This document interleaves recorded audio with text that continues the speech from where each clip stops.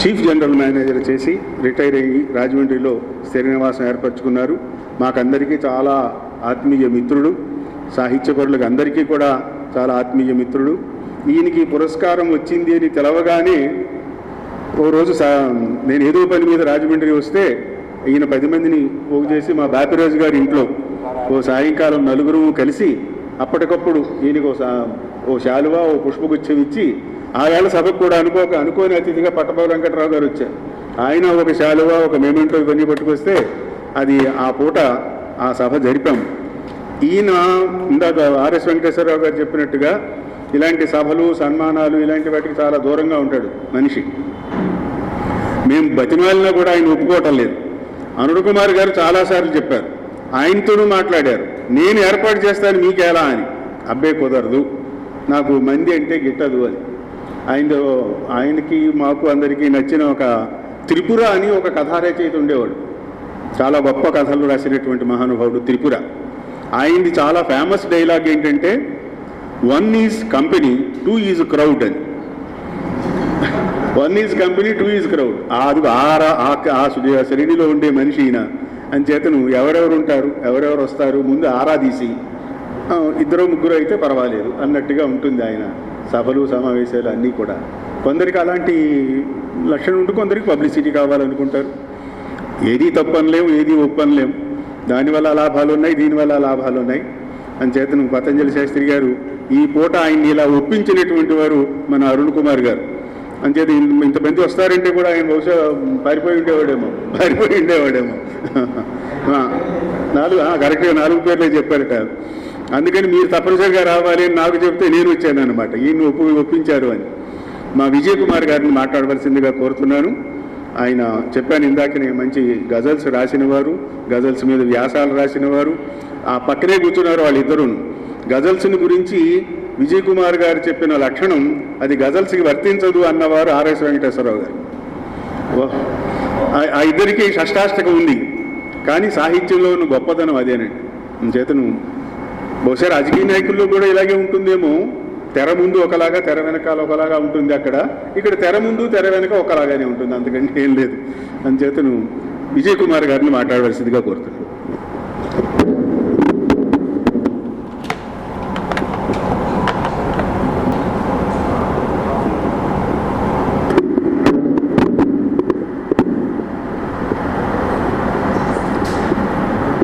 సభాధ్యక్షులు రామబ్రహ్మం గారికి, ఈనాటి పెళ్లికొడుకు అనొచ్చేమో జన్మదినం జరుపుకున్నటువంటి బాలుడు పతంజలి శాస్త్రి గారికి, ఆశీనులైన పెద్దలందరికీ నా నమస్కారం. ఈ ఆర్ఎస్ గారు, రామబ్రహ్మం గారు ఇలాంటి వాళ్ళందరూ మాట్లాడిన తర్వాత ఎలా ఉంటుందంటే, ధోని 330 రన్లు కొట్టేసిన తర్వాత ఇంకెవడో వస్తే ఎలా ఉంటుందో అలా ఉంటుంది. అందుకని వారందరిలాగా మాట్లాడతాను, మీరు ఎక్స్పెక్ట్ చేయవద్దు, నేను నాలాగానే మాట్లాడతాను. పతంజలి శాస్త్రి గారితో నాకు పరిచయం నేను ఈ ఊరు వచ్చినప్పటి నుంచి ఉంది. అంటే దాదాపు 10-15 ఏళ్ళ నుంచి పరిచయం ఉంది. రామబ్రహ్మం గారి ద్వారానే ఆ పరిచయం నాకు కలిగింది. వారితో చాలా విషయాలు, అంటే నాకు అంత సాహిత్యం రాదు కాబట్టి సాహిత్య విషయాలు ఆయనతో ఎక్కువ మాట్లాడలేకపోయేవాడిని, కానీ గజల్ మీద మాత్రం ఆయనకి మంచి పట్టు ఉంది. అంటే ఇక్కడ ఎంతమందికి గజల్ గురించి తెలుసో నాకు తెలియదు, కానీ ఆయన కూడా బయటకి గజల్ గురించి ఎప్పుడు చెప్పరు. సాయంత్రం ఎక్కడైనా కలిసినప్పుడు దాని గురించి మాట్లాడుకున్నప్పుడు, ముఖ్యంగా ఎండూరు సుధాకర్ గారు ఉన్నప్పుడు, వారు మేము కలిసినప్పుడు గజల్ ప్రస్తావన తరచూ వస్తుండేది. ఆ ప్రస్తావన వచ్చినప్పుడు ఆయనలో ఒక విషయాన్ని నేను గమనించాను. ఎవరు పాడినా అది గజల్ కాదండి అంటారు. మరి ఎవరు పాడితే గజల్ అవుతుంది సార్ అది అంటే, బడే గులాం అలీ ఖాన్ పాడాలి అంటారు, లేకపోతే నైదీ హుసేన్ పాడాలంటారు. వాళ్ళు పాడిందే గజల్. మిగిలిన వీళ్ళందరూ కూడా జగదీష్ సింగ్ పాడితే అది గజల్, అది నాకు నచ్చదు అంటారు. పంకజ్ దాస్ గారు పాడితే నాకు నచ్చదు అంటారు. ఇలా ఎవరి పేరు తీసుకున్నా కానీ ఆయనకి నచ్చదు. గులాం అలీ కూడా నచ్చడు. మెహదీ హసనే పాడాలి, బడే గులాం అలీ ఖాన్ పాడాలి. అంటే నీకు చెప్పిన పేర్లేని అంతమంది తెలుసో లేదు నాకు తెలియదు, కానీ మొదటి రోజుల్లో మెహదీ హసన్, బడే గులాం అలీ ఖాన్ వారు గజల్ని బాగా అందరికీ పరిచయం చేసి మంచిగా గజలు పాడిన మంచి గొప్ప గజల్ గాయకులు వాళ్ళు. భారతదేశంలోనూ పాకిస్తాన్లోనూ కూడా వీరే గొప్ప గజల్ గాయకులు. ఆ తర్వాత తరం వాళ్ళు గులాం అలీ కానీ, పంకజ్ దాస్ కానీ, జగదీష్ సింగ్ కానీ ఇలాంటి వాళ్ళు తర్వాత తరంలో వచ్చిన వాళ్ళు. కాకపోతే ఏంటంటే ఈ తర్వాత తరంలో వచ్చిన వాళ్ళు గజల్ని కొంచెం అంత క్లాసికల్గా కాకుండా కొంచెం మోడర్న్గా చేయడానికి ప్రయత్నం చేశారు. అలా మోడర్న్గా చేయడానికి చేసిన ప్రయత్నం మా పతంజలి శాస్త్రి గారికి నచ్చదు. మెహదీ హసన్ పాడిన పాట ఆయన ఒకరోజు నాకు అంతకుముందు మెహదీ హసన్ గురించి అంతగా తెలియదు, ఈయన దగ్గరే ఎక్కువ విన్నాను నేను ఆయన్ని. ఒక పాట గురించి నాకు ఆయన చెప్పారు, ఒక గజల్ గురించి చెప్పారు ఆయన. అది నార్మల్గా ఆ రోజుల్లో దొరికేవి కాదు సరిగా. నేను అక్కడ హైదరాబాద్ ఎక్కడికో వెళ్ళినప్పుడు అక్కడ ఒక సీడీ కొనుక్కుని వచ్చి ఆ పాట ఆ గజల్ ఉన్న తర్వాత మళ్ళీ ఆయన్ని పిలిచి ఆయనకి కూడా ఆ గజలు వినిపించాను నేను మా ఇంట్లో. రంజిషి సహీ అని ఆ మాట అనేసరికి ఆయన మొహంలో ఎంత ఆనందం వస్తుందో. రంజిషి సహీ అనగానే మెహదీ హసన్ దాన్ని ఎంత అందంగా అంటాడు, ఎన్నిసార్లు అంటాడు, ఎంత బాగా అంటాడు, అది గజల్ గానం అంటే అని మురిసిపోతాడు ఆయన. ఇది అందరికీ తెలియదు. ఇది ప్రత్యేకంగా గజల్ గురించి తెలిసిన వాళ్ళ దగ్గర మాత్రమే ఆయన మాట్లాడతాడు, అందరి దగ్గర మాట్లాడు. అలా నాకు ఒక గజల్లో ఒక ప్రత్యేకతని నాకు ఆయన గమనించేలాగా నాకు ఆయనతో పరిచయం నాకు ఒక మంచి స్ఫూర్తినిచ్చింది. అలాగే ఎండూరు సుధాకర్ గారితో, ఆర్ఎస్ వెంకటేశ్వరరావు గారితో వీళ్ళందరితో కలిసి ఉండటం వల్ల గజల్ గురించి తెలుసుకోవడం, మాట్లాడుకోవడం, అంటే గజల్ అంటే ప్రత్యేకమైన ఇష్టం ఉండడం వల్ల, జగదీష్ అంటే విపరీతమైన అభిమానం ఉండడం వల్ల, పంకజ్ అందరూ గజలు కూడా వింటాను నేను. ఈ రోజుకి వింటాను, ఈ రోజుకి ఆనందిస్తాను.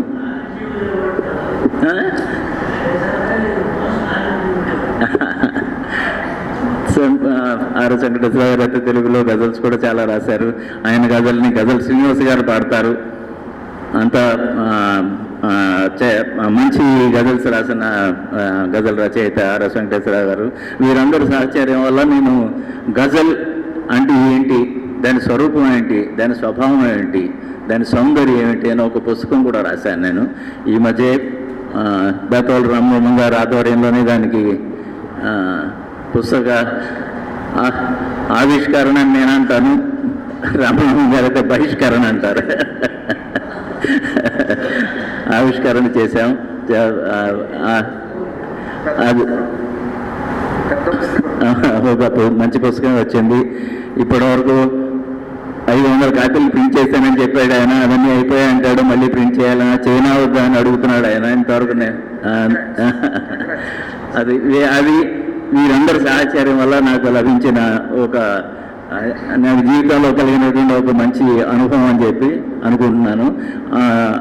అలా మంచి స్ఫూర్తినిచ్చినటువంటి పతంజలి శాస్త్రి గారు ఇంకా నేను మంచి రచన చేయాలని, మంచి ఆరోగ్యంగా ఉండి మనందరితో ఆయన సమయాన్ని మనకి ఇవ్వాలని కోరుకుంటూ సెలవు తీసుకుంటాను. అది సభానంతర సభల్లో ఉంటాయి. జగదీష్ సింగ్ గారు కూడా పాడిన సినిమాల్లో కూడా వచ్చింది.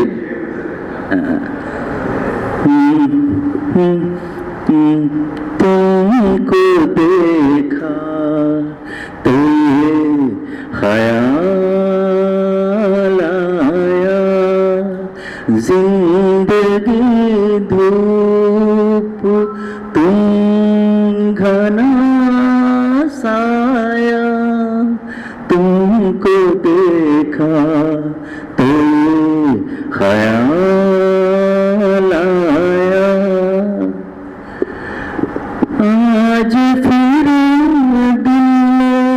एक तमन्ना की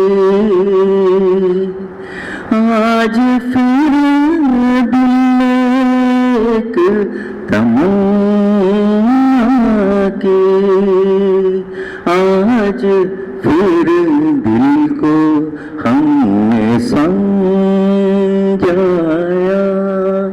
आज फिर दिल को हमने समझाया जिंदगी धूप तुम घना साया तुमको देखा तो ख्याल आया। नमस्कार।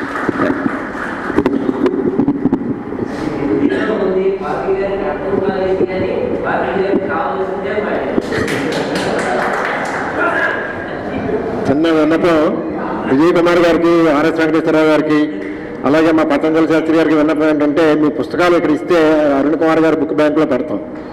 మీ దగ్గర ఉన్నవన్నీ ఇస్తే పాడతారు.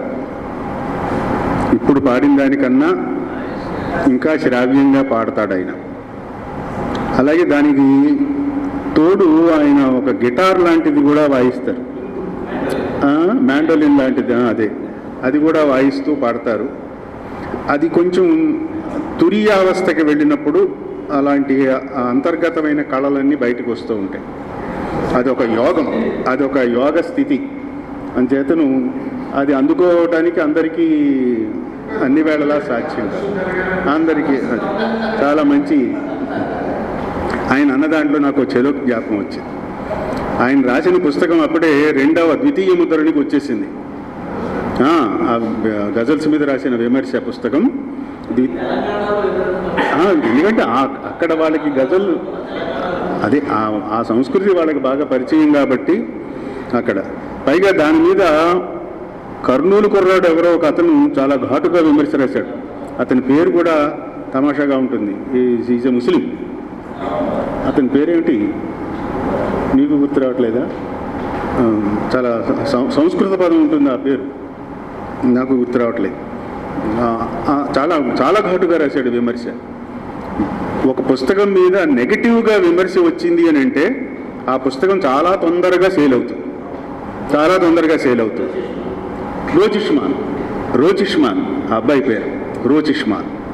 చాలా చాలా గట్టిగా చదువుకున్నవాడు ఆ కుర్రాడు. అందులో కుర్రాడని నేను అంటున్నాను, వయసు ఎంత ఉందో కూడా నాకు తెలీదు.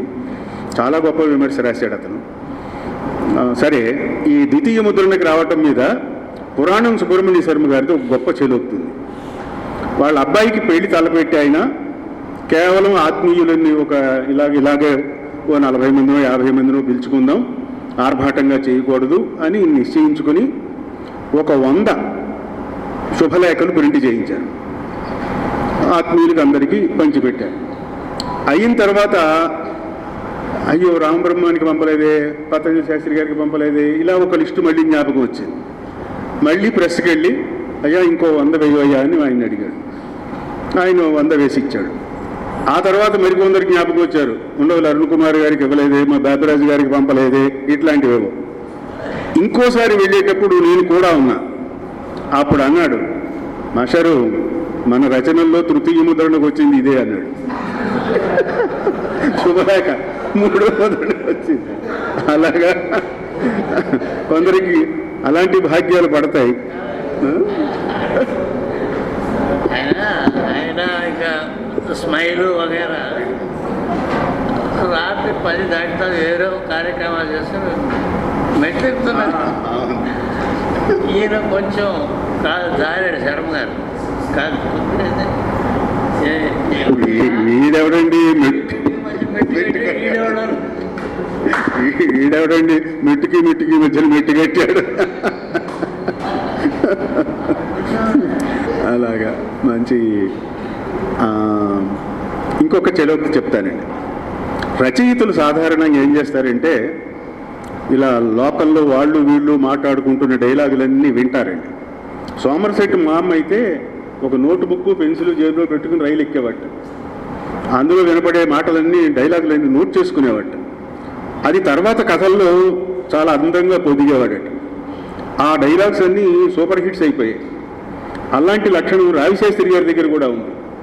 తన దగ్గరికి వచ్చిన క్లయింట్లు ఏం మాట్లాడతారు, ముత్యాలమ్మ డైలాగులు ఎక్కడి నుంచి వచ్చాయి ఒరిజినల్. సరే, ఆయనకి వెనకాల ఇంకొక ఆయన కూడా ఉండేవాడు, మిలిటరీ ఆఫీసర్, ఆయన కూడా ఉండేవాడు, చాలా గొప్ప అది. అలాంటి ఒక లక్షణం రచయితలో ఉంటుంది. చాలామంది చేశారు అలా. మన శ్రీపాద సుబ్రహ్మణ్య శాస్త్రి గారు నా తెలుగు అంతా గోదావరి జిల్లా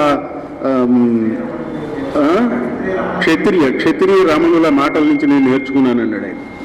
ఆ వినికిడి వల్ల యూసేజ్ ఆఫ్ ది లాంగ్వేజ్ అనేది తెలుస్తుంది. అవే బాగా పేల్తాయి డైలాగ్ రచనలో. అలాగా మా పతంజలి శాస్త్రి గారిది ఒక అనుభవం చెప్తాను. వాళ్ళ ఇంట్లో ఒక పని అమ్మాయి ఉండేది. ఆ అమ్మాయి పేరు శ్యామల. ఆయన మర్చిపోలేదు, నేను మర్చిపోలేదు. ఆ అమ్మాయితో ఏదో వాళ్ళ మొగుడు రోజు తనటమో కొట్టడమో ఏదో చేశాబట్ట. ఓ రోజు ఈయన దగ్గరికి సాక్ష్యం పట్టుకొచ్చింది వాడిని. అయ్యగారు రోజు నన్ను బాతున్నాడు, మా ఆయన్ని పిలుచుకొస్తాను, కాస్త బుద్ధి చెప్పండి వాడికని. సరే పట్టుకురా అని పట్టుకొస్తే చెప్పాడు. వాడు ఈయన దగ్గర ఉన్నంతసేపు చేతులు పెట్టుకొని నిలబడి, అలాంటిది ఏం లేదండి అయ్యగారు, నేను బంగారంలో చూసుకుంటానండి, మా ఆవిడండి అదే నాకు తిండి పెడుతుందండి, ఇలా డైలాగులన్నీ చెప్పాట. ఈయన ఆశ్చర్యపోయి, ఏంటి శ్యామల వాడు అలాంటి. ఇప్పుడు అలాగే ఉంటాడండి. ఆ రెండో మనిషి ఉన్నప్పుడు అండి ఆడి విజృంభణ చూడాలండి. అందుకని ఎంత గొప్ప డైలాగ్ చూడండి. ఆ రెండో మనిషి ఉన్నప్పుడు అండి వాడి విజృంభణ చూడాలండి. అందుకని అది ఈయన ఎక్కడో వాడేశాడు దాన్ని చక్కగా. నేను ఏ కథలోనో చెప్పలేను, కానీ మా సంభాషణలో మేము చాలాసార్లు అనుకుంటాం ఆ విషయం. అలాగా డైలాగులు ఏరుకోవటం అన్నమాట లోకం నుంచి. అలాంటివి చాలా ఉన్నాయి. నేను తీసుకున్న ఇందాక అన్నాను చూసారా, ఇటీవలి కాలంలో మేమందరము కలవటానికి ఒక అడ్డ మా బాపిరాజు గారి ఇల్లు. ఆయన ఒక్కడు హాయిగా ఇంటి దగ్గర ఎప్పుడైనా మేము వస్తే సాహిత్య సభ ఏదో అయిపోయిన తర్వాత కాసేపు వెళ్ళి ఆయన ఆతిథ్యం తీసుకుని పిచ్చాపాటి మాట్లాడుకుని కష్టం నష్టం కలబోసుకుంటాం ఆయన. అలాగ మాకు బాపిరాజు గారు ఇటీవలి కాలంలో మంచి ఒక నీడ ఇచ్చాడు మాకు. అందుకని ఆయన్ని కూడా కావాలని వాళ్ళు పట్టుకుని వచ్చాను నేను. ఇందాక అన్నాను, గొప్ప కథ అంటే ఏమిటి? నిర్వచనాలు ఎన్నో చెప్పారండి, విమర్శకులు అందరూ చెప్పారండి నిర్వచనాలు. ఆ లిస్ట్ అంతా చదివితే అసలు ముందు మనకి మొత్తం గొప్ప కథ అంటే ఏమిటో అర్థం కాదు. నా లెక్కలో గొప్ప కథ అంటే చదివిన వాడు 25 ఏళ్ళైనా మర్చిపోకుండా మనసులో నిలిచింది గొప్ప కథ అని నేను అనుకుంటా. నీకు గుర్తుండాలి అది. నేను విద్యార్థిగా ఉన్నప్పుడు చదివిన ఒక కథ ఈనాటికి మర్చిపోలేదు నేను. టాక్సీడెర్మిస్ట్ అనే టైటిల్ తోటి కావూరు అన్నవాడు రాశాడు ఒక కథ. అందులో ఏంటంటే చచ్చిపోయిన ఈ పిట్టలకి ఆ పొట్టలో గడ్డి కూర్చి దాన్ని మళ్ళీ నిజమైన పిట్టలాగా చేయటం, నిజమైన జంతువులాగా చేయటం అని ఆ టైటిల్ తోటి రాశాడు కథ. వీడికేమో కృత్రిమ సౌందర్యం అంటే ఇష్టం, వీడి పెళ్ళానికేమో సహజ సౌందర్యం అంటే ఇష్టం. అంచేత ఒరిజినల్గా పిచ్చుకల్ని పెంచాలి తప్ప ఇలాంటి గడ్డి పిచ్చుకల్ని పెంచటం కాదు అనేది వాళ్ళ జీవితంలో ఉన్న గొప్ప ఘర్షణ. వేడిగా ఉన్నప్పుడే టీ తాగాలి అని ఆవిడంటుంది, చల్లారిపోయినా తాగొచ్చు అంటాడు వీడు. ఆ ద్వైవిధ్యాన్ని, వాళ్ళిద్దరి మధ్య ఉండే ఆ ఘర్షణని చాలా గొప్పగా ఒక 4-5 పేజీల కథలో రాశాడు. అది టాక్సీడెర్మిస్ట్ అని, కావూరు అని. నేను ఇవాళకి కూడా మర్చిపోలేను నేను ఆ కథని.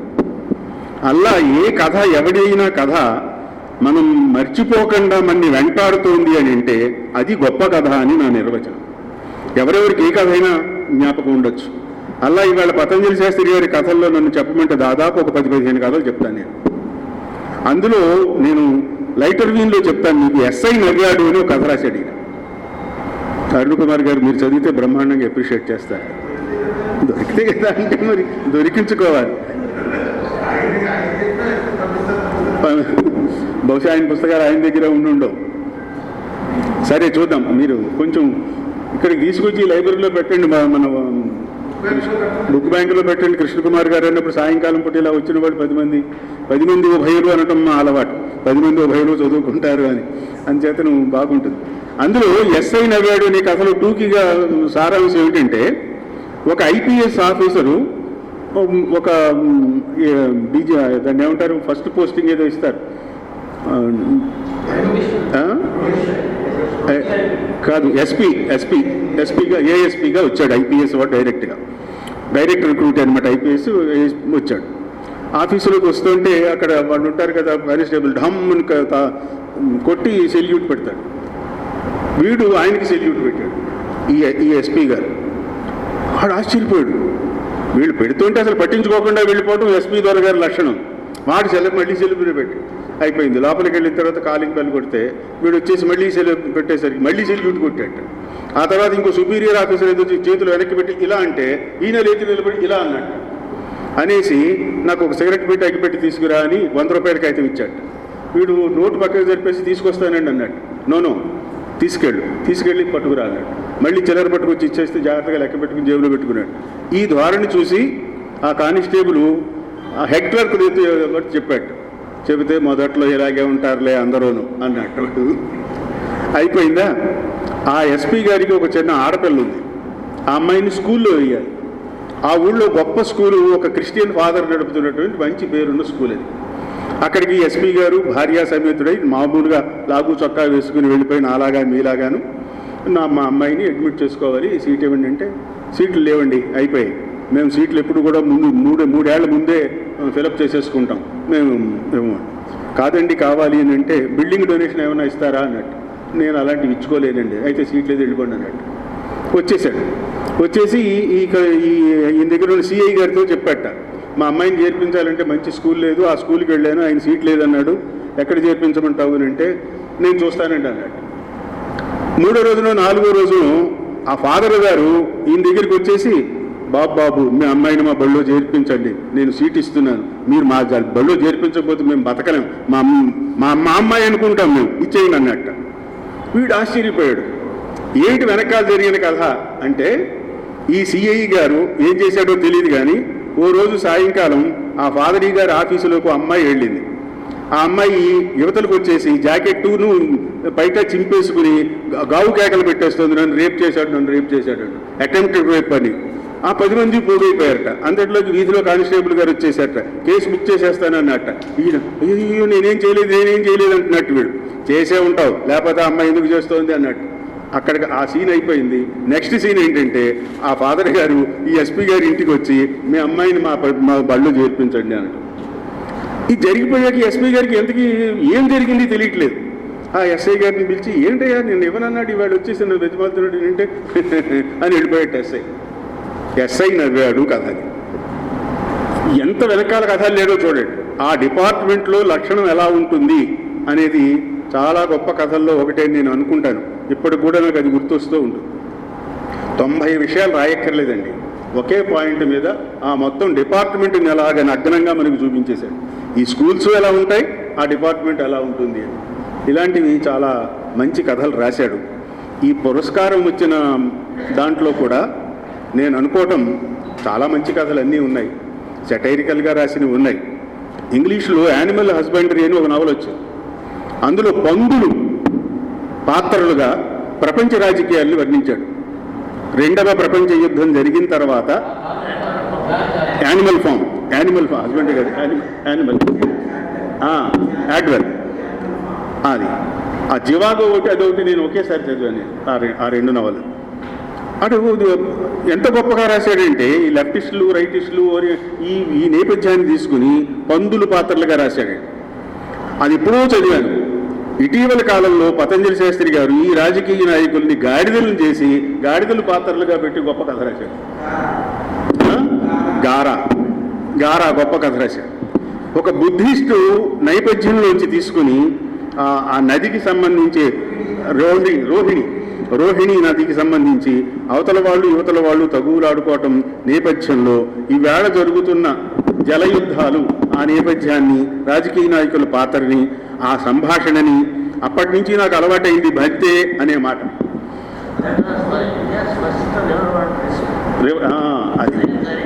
అది ఒరిజినల్గా బుద్ధుడి కాలంలో జరిగిన జల సంఘర్షణ అన్నమాట. చాలా మంచి కథ రాశాడు. ఇవన్నీ జ్ఞాపకం ఉంటాయండి. ఇవన్నీ ఒక ఎత్తు అయితే, నాకు బాగా నచ్చిన కథ కశ్యప సీత. కశ్యప సీత, ఇంకా అది అమోఘం. దాంట్లో లక్ష్మణుడు 14 ఏళ్ల పాటు వనవాసానికి వెళ్ళిపోయాడు రాముడితో పాటు. సీత కూడా వెళ్ళింది. ఊర్మిళ ఒక్కతి ఇక్కడ ఉండిపోయింది. ఊర్మిళ 14 ఏళ్ల పాటు ఒంటరితనాన్ని ఎలా అనుభవించింది, ఎలా తట్టుకుంది? ఆ అంతఃపురంలో, రాజాంతఃపురంలో, పోని పుట్టింటి దగ్గర అంతఃపురానికి వెళ్ళిపోయింది అనుకుందాం.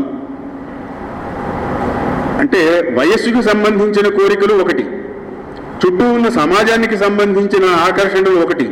ఈ నేపథ్యంలో ఊర్మిళ ఎలా తట్టుకుని నిలబడింది అనేది ఆ నేపథ్యంలో కశ్యప సీత రాశాడండి. ఆయన ముగింపు ఎలా చేశాడంటే, రోజు ఆమె ఉద్యానవనంలో విహరిస్తుంటే ఓ రోజు ఒక తాబేలు పిల్ల వచ్చి గడప దగ్గర ఉంటుంది. నెమ్మదిగా ఆ తాబేలు పిల్లతో ఈ ఊర్మిళకి మైత్రి ఏర్పడుతుంది. ఈవిడ గదిలో ఉన్నంతసేపు ఆ తాబేలు పిల్ల వచ్చి ఆ గడప దగ్గర ఉంటుంది. ఉన్నట్టుండి ఓ రోజుని ఆ తాబేలుకి సీత అని పేరు పెడుతుంది. ఈవిడ సీత అనగానే అది ఇలా తలకు బయట పెట్టి చూస్తుంది. అలికిడి అవగానే మళ్ళీ చట్టుకుని లోపలికి ముడుచుకుపోతుంది. ఇది చూసి ఊర్మిళ ఆ యోగాన్ని ప్రాక్టీస్ చేసింది అన్నాడు. అంటే తన వ్యక్తిత్వానికి హాని కలిగించే ఎన్విరాన్మెంట్ ఉన్నప్పుడు తనలోకి తాను ముడుచుకొని పోవటం, అనుకూలమైన వాతావరణం ఉన్నప్పుడు బయటికి తలపెట్టి ఆ అనుకూలమైన వ్యక్తితో మాట్లాడగలగటం, సంభాషించగలగటం, ఇది ఊర్మిళ ఆ కశ్యప సీత నుంచి నేర్చుకుంది అన్నాడు.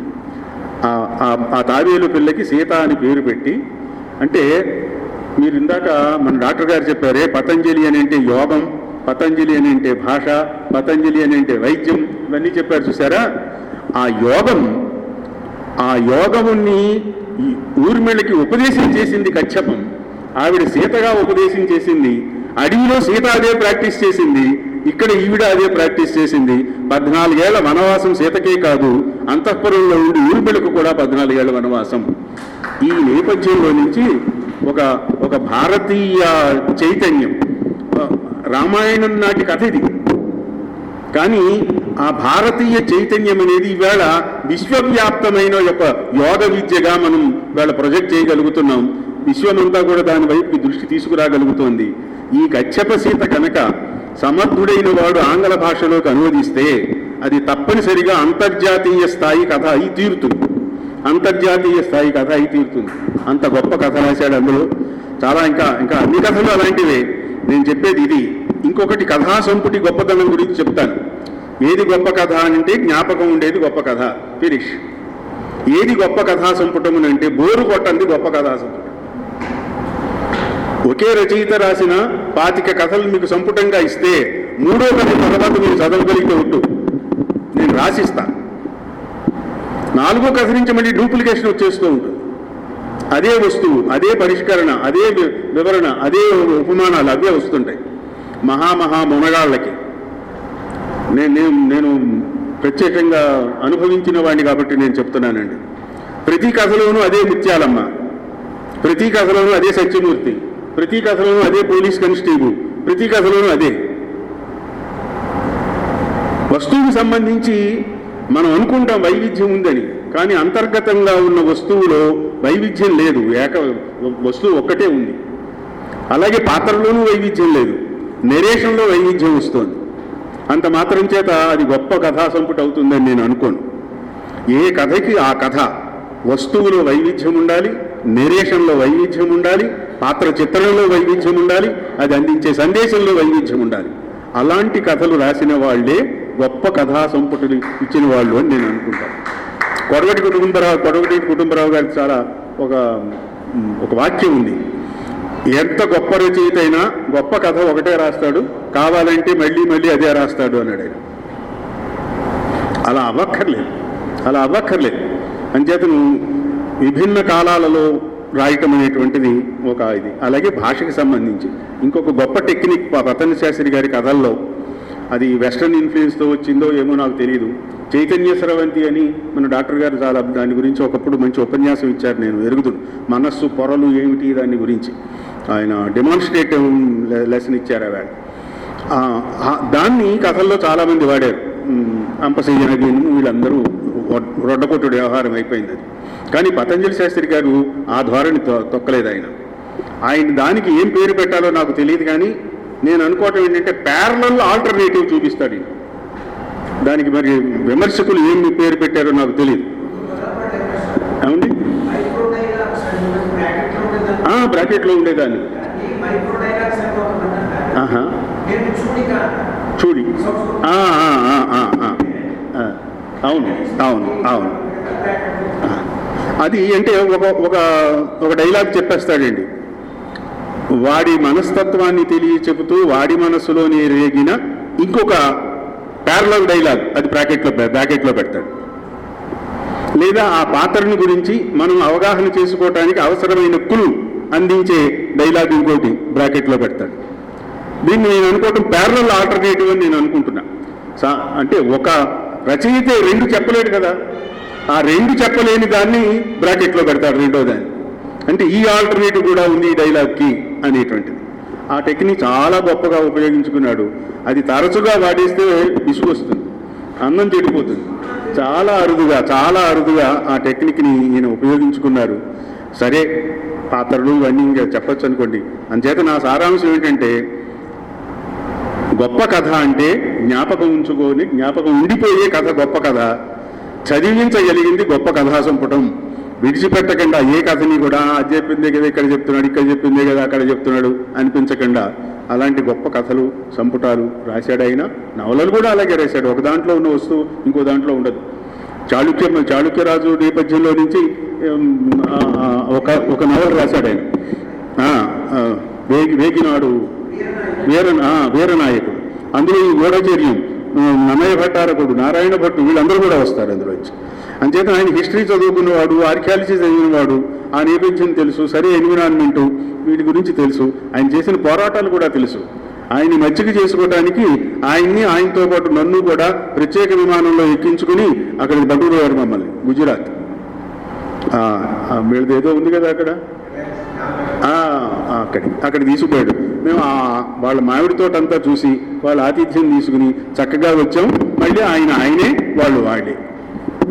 అందులో మారిపోయిందా అది కూడా గమనించాలి.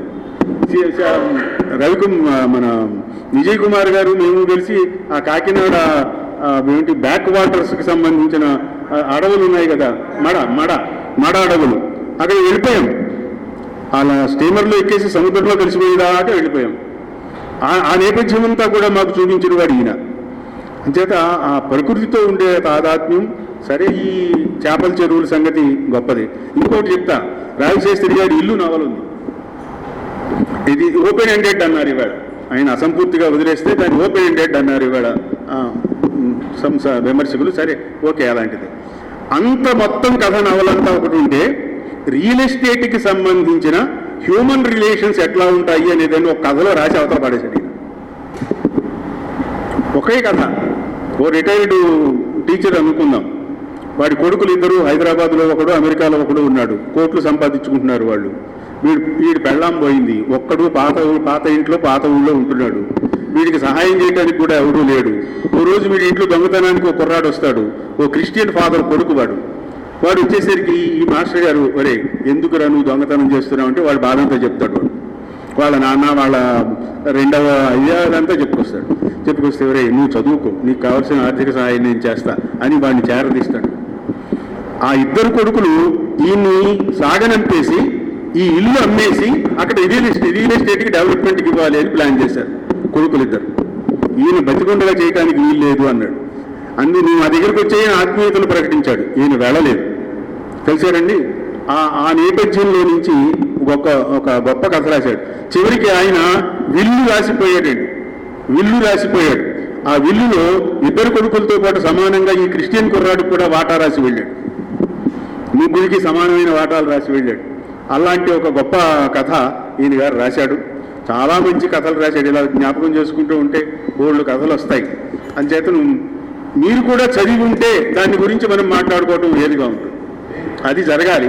మీరు కూడా ఒకసారి చదివేసి ఉంటే అప్పుడు మనం ఏదంటే మీరు ఏదైనా మళ్ళీ అవును ఇది గుర్తుగా ఇది గుర్తు చేసి అది గుర్తు చేసి, లేదా మీ అభిప్రాయాలు మీరు చెప్పి ఈ డైలాగ్ బాగోలేదని కానీ, ఈ క్యారెక్టరైజేషన్ నచ్చలేదని కానీ, ఈ సిచ్యువేషన్ ఇలా ఉంటే కాదు ఇంకోలా ఉండాల్సిందని కానీ అనుకోవటానికి అవకాశం ఉంటుంది. బహుశా నేను అనుకోవటం పతంజలి శాస్త్రి గారు వెతికైనా వారి పుస్తకాలు ఈ లైబ్రరీకి తొందరగా ఇస్తారని ఇవ్వాలని వాటినన్నింటినీ మీరు చదవాలని చదివిన తర్వాత మరొక రోజు ఇలాగే కూర్చుందామని ఆ కూర్చోవటం రాత్రి 8 తర్వాత కూర్చుందామని నేను సవినయంగా మనవి చేస్తున్నాను మీ అందరికీ. చాలా మంచి గొప్ప అవకాశం. ఇంకెవరైనా మాట్లాడదలుచుకున్న వారు ఉంటే క్లుప్తంగా 2 మాటలు మాట్లాడచ్చు. చాలా సంతోషం. అరుణ్ కుమార్ గారు మాట్లాడాలని పెట్టుకున్నా, నన్ను ఎప్పుడో వాడుకున్నారు, నాకు గుర్తులేదు. ఎప్పుడో నేను వార్తలు రాసిన వాటిని పట్టుకొచ్చి అందులో పెట్టారు, అందులో కూడా పెట్టాను. అంత సహజంగా ఉంటాయి. అలాగే పర్యావరణం గురించి వారు చేసిన దాని గురించి 2 ముక్కలు ఎన్నెన్న చంద్రశేఖర్ చెప్తే బాగుంటుంది. ఇంకా అన్నిటికంటే ముఖ్యమైన విషయం ఏంటంటే వారు ఏది చేసినా సరే కూడా చాలా చెప్పాను కదా, చాలా ఇదిగా ఉంటుందని. వీటితో పాటు పతంజలి శాస్త్రి గారి గురించి అవ్యక్తంగా ఉన్నా సరే అనేక సందర్భాల్లో వ్యక్తం చేసింది రామ్ బ్రహ్మం గారు. ఒక చిన్న సంఘటన ఒకటి చెప్పాలి. ఇలాగే ఒక 25 ఏళ్ల క్రితం రాజోల్లోను నగరాజ కుమార్ గారు అని ఏటా సాహిత్యోత్సవాలు చేసేవారు. రాజోల్లో భవన విజయం గురించి వెళ్ళాము. వెళితే మేము ప్రేక్షకులు, నేను బాబురాజు, సమాచారం సుబ్రహ్మణ్యం మేము వెళ్ళాము. మాతో పాటు ఆ రోజు పతంజలి శాస్త్రి గారు కూడా వచ్చారు. పతంజలి శాస్త్రి గారిని ఖాళీగా కూర్చోబెట్టాడు రామరామం గారికి ఇష్టం లేక. ఆ భవన విజయంలో ఎలా చూపించారంటే అంత చమత్కారంగా ఉంటుంది. సమయజ్ఞత, చిత్ర సమయజ్ఞత ఎలా ఉంటుందంటే రామరామం గారితో పరిచయం వచ్చాడు. ఒక పరిచయం వచ్చాడు చెప్పి ఆయన వేదికెత్తించారు. నిజంగా ఆయన వాటం చూస్తే వేళ ఆయన వేసుకున్న లాల్చి అవన్నీ చూస్తే పరిచయం కవులు అయ్యి ఉన్నాడు. పరిచయం కవి పరదేశ కవి అని చెప్పి పరిచయం చేశారు. ఆ వేళ గొప్ప అలాంటి సంఘటనలు చాలా ఉన్నాయి. ఇవన్నీ చెప్పుకోవడం కంటే కూడా అరుణ్ కుమార్ మాట్లాడతాడు. అరుణ్ కుమార్ తర్వాత ఆయన సత్కార కార్యక్రమాలు కూడా. ఇందాక రామబ్రహ్మం గారు చెప్పారు, వెంటనే ఆయన రియల్ ఎస్టేట్ మీద ఒకటి రాసి అవతల పారేశాడు. అలా అన్ని అవతల పారేశారు. అది ఎవరో చదవడానికి వీలు లేకుండా అన్ని రాసి అవతల పారేస్తే అకాడమీ అవార్డు వచ్చిందని తెలియగానే మొట్టమొదటి సన్మానం మా చంద్రశేఖర్ రెడ్డి ఇంట్లో మేమే చేసాం. నేను, కొవ్విడి భాస్కర్ రావు, చంద్రశేఖర్ రెడ్డి. వెంటనే ఆయన్ని పిలుచుకొచ్చి అప్పుడు అడిగాను, సార్ ఆ బుక్కులు ఇవ్వండి. అలాగే పంపిస్తాను. ఆయనలో గొప్పతనం ఏంటంటే ఆయన అవసరమైనప్పుడు మనకు అర్థమవకుండా మాట్లాడగలరు. మనకు అర్థం అవ్వాలని ఆయన అనిపిస్తే చాలా క్లియర్గా మాట్లాడగలరు. ఇది నాకు తెలియడానికి చాలా సంవత్సరాలు పట్టింది. మొట్టమొదటి మాకు ఎక్కడ పరిచయం అంటే మర్చిపోలేకుండా, పరిచయం ఎప్పుడో నాకు గుర్తులేదు కానీ ఈయన ఇంటికి నేను వెళ్ళింది వావిలాల్ గోపాలకృష్ణ గారిని కలవటానికి. రూలింగ్లో ఉండగా ఆయన మద్యపాన నిషేధం ఉద్యమం మొదలుపెట్టినప్పుడు దాని మీద ఆయనకు లేఖ రాశాను నేను. మీరు చేస్తున్నది ఇలా కాదు, ఇలా చేయాలండి నేను. అప్పుడు కబురు పెట్టారు, నేను ఇక్కడ ఉన్నాను ఒకసారి రా అని. ఇలా వెళ్తే 4 కోకలు వేసారనుకోండి, వేరే విషయం. 93 కానీ 92 కానీ. తర్వాత జయరాం రమేష్ అడిగాడు నన్ను, ఎవరి పతంజలి శాస్త్రి, మీ రాజమండ్రి అని చెప్పాను. ఆయన ఎన్విరాన్మెంట్కి సంబంధించిన మనిషి కాదు, ఆయన పిలవటమే మేము ఎన్విరాన్మెంటల్ అని పిలుస్తాం. నువ్వు తీసుకొచ్చి ఆయన ఏమన్నా అడగటం మొదలెట్టాక మళ్ళీ ఆయన నీ మీద రివర్స్ అయ్యి మళ్ళీ నన్ను పిలిచి ఏంటి ఇలా రివర్స్ అవుతున్నట్టు నేను చెప్పినా నువ్వు చెప్పినా వెంట ఆయన కావాల్సి వస్తే పిలుచుకోవాలి. తర్వాత పిలుచుకున్నాడు. చాలా అప్రిషియేట్ చేసేవాడు. మీరు చెప్పాలి ఇప్పుడు, మాకు అర్థమయ్యేలా చెప్తారు కానీ అర్థమయ్యేలా అది మార్చుకోండి. అది దానికి ఏదో ఉంటుంది కదా కోడ్. అలా పతంజలి శాస్త్రి గారికి 80 ఏళ్ళు అనగానే నాకు ఒక్కసారిగా ఇదేంటి 80 ఏళ్ళు, నాకన్నా 3-4 ఏళ్ళు పెద్ద ఉంటారు అక్కడ, 10 ఏళ్ళు పెద్ద అయినా అలా ఉన్నారు. దానికి కారణం నేను ఏమనుకుంటానంటే కమ్యూనిస్ట్ లీడర్స్ చెప్తూ ఉండేవాడిని నేను. మన రాజమండ్రి ప్రభాకర్ చౌదరి గారు కానీ, లేకపోతే ఎవడో సుర్జిత్ సింగ్ బర్నాలా, వీళ్ళందరూ 90లో 100లే. ఏంటో మీరు కమ్యూనిస్టులు అంతా ఇంతకాలం బతికేస్తారని దాని మీద చిన్న పరిశోధన చేస్తే నాకు అర్థమైంది ఏంటంటే వాళ్ళకి ఆ టైంలో ఎంత కోపంగా ఎంత ఆగ్రహంగా ఊగిపోతూ మాట్లాడతారో తర్వాత దాని సంగతి పూర్తిగా మర్చిపోయి హాయిగా ఉంటారు. వాళ్ళకి ఏం ప్రాపర్టీస్ సంపాదించడాలు, ఆస్తులు, ఆ గొడవలు లేవు. జనరల్గా మీరు ఏ కమ్యూనిస్టులను చూడండి, ఈయనలో కూడా కొన్ని కమ్యూనిస్టు భావాలు ఉన్నట్టుగా మనకి అర్థమైంది. కమ్యూనిస్ట్ అంటే పార్టీ భావాలు కాదు, బేసిక్గా అందరూ ఒకలాగే ఉంటే బాగుంటుంది కదా అని. ఈయన చెప్పింది నేను ఇంకోటి అసలు మర్చిపోయింది ఏంటంటే, మొత్తం ఈ ప్రకృతి అంతా తగలడిపోవటానికి కారణం ఆయన లెక్క ప్రకారం గుర్తుందో లేదో మీకు, 2 రూపాయల బియ్యం. ఏంటండి దీనికి దానికి సంబంధం ఏంటండి అన్నాను. ఎవడు ఎక్కడ పుట్టినవాడు ఏమి తినాలో అవే తింటే ప్రకృతి అంతా బాగానే ఉంటుంది. అందరూ బియ్యం అంటే ఏదో పెద్ద గొప్పదిలాగా, జొన్నలో రాగులో తింటే అదేదో ఇన్ఫీరియర్ లాగా ఒక అట్మాస్ఫియర్ క్రియేట్ చేసి అందరూ రైస్ పండించడం కోసమే వాటర్ మిస్యూజు. ఎందుకండి పోలవరం అంత పెద్ద ప్రాజెక్టు, ఆనకట్టు కట్టుకుని ఎంత వాటర్ కావాలంటే అంత వాడుకోవచ్చు, ఎందుకు అంతమందిని ముంచేయటం? దాంతో నేను ఏకీభవించను. ఎందుకంటే ఏకీభవిస్తే రాజకీయాల్లో ఉండలేము, అందుకని ఏకీభవించను. కానీ కరెక్ట్గా 100% కరెక్ట్. అందుకే మెంటల్ అన్నారు. ఎందుకంటే ఏదైతే జనాలకు ఆ టైంకి సూట్ అవుతుందో అది మాట్లాడగలగాలి. మీరు చేస్తున్న తప్పురా అని ఒక 10 ఏళ్ల తర్వాత 20 ఏళ్ల తర్వాత జరగబోయేటువంటి విపత్తును చూసేవాడిని జనరల్గా ఏమనుకుంటారు, అది చేదస్తామని బాబు పిచ్చాడు ఏం చేస్తామని. ఏదేమైనా రాజమండ్రిలో ఎంతమందికి తెలుసో నాకు తెలియదు, కానీ తెలుసున్న కొంతమందికి మాత్రం పతంజలి శాస్త్రి గారు అన్నది ఒక రేర్ స్పెసిమన్.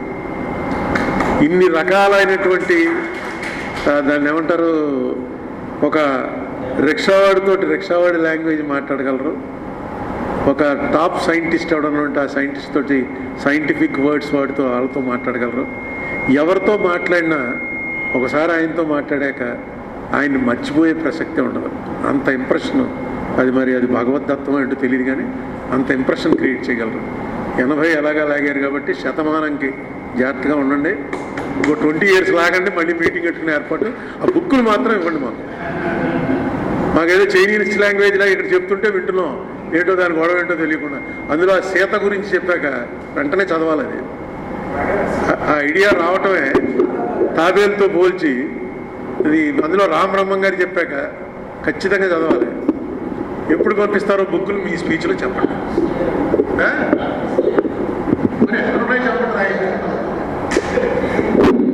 మనం సత్కారానికి వెళ్ళి ముందు ఇంకొకళ్ళిద్దరు మాట్లాడతారు. 30 ఏళ్ల క్రితం చెప్పిన వ్యక్తి ఇవాళ అదే విషయం చాంపిట్టోటో చెప్తే పెద్ద అలరైపోతాం. ఇది ఈ విషయం మామూలుగా మాట్లాడేటప్పుడు అరుణ్ కుమార్ కూడా చెప్తూ ఉంటాడు. అసలు కులాల గురించి, ఏ కులం ఎలా వచ్చింది అన్నది కూడా అరుణ్ కుమార్ చెప్తూ ఉంటాడు. ఏ కులాలు ఎలా ఏర్పడ్డాయి, కులాలు ఎలా వచ్చాయి, ఎక్కడి నుంచి ఎలా వెళ్ళాయి అన్నది కూడా. అసలు కుల వ్యవస్థ రావడానికి ముందు వర్ణ వ్యవస్థ నుంచి చెప్పుకుంటూ వస్తే దాన్ని ఆ సెన్స్లో తీసుకుంటే అది తప్పవదు. అలాంటిది 30 ఏళ్ల క్రితం చెప్పిన వ్యక్తి పతంజలి శాస్త్రి గారు రెండు విషయాలు పర్యావరణం గురించి మన చంద్రశేఖర్ గారు చెప్తారు. పర్యావరణం గురించి పతంజలి శాస్త్రి గారు చేసిన కృషి గురించి. సాహిత్య కోణాన్ని స్పృశిస్తూ ఒక్క వ్యక్తి కూడా ఇక్కడి నుంచి కదలకుండా కట్టిపడేసే విధంగా ఆయన రచించినటువంటి రచనల మీద రామబ్రహ్మం గారు తదితరులు మాట్లాడేటువంటి అంశాలు చాలా స్ఫూర్తిదాయకం అలాంటి అందరికీ కూడా. ఇక విషయానికి వస్తే పతంజలి శాస్త్రి గారు 77, 79 ప్రాంతంలో నేను ఏకేసీ కాలేజ్ స్టూడెంట్గా ఉండగా మాస్టర్ అక్కడ వర్క్ చేస్తూ ఉండారు. ఆయన మాకు సబ్జెక్టు మాస్టర్గా టీచ్ చేయకపోయినా కానీ మాస్టర్ అక్కడ ఉంటే తర్వాత ప్రిన్సిపల్ అవ్వడం.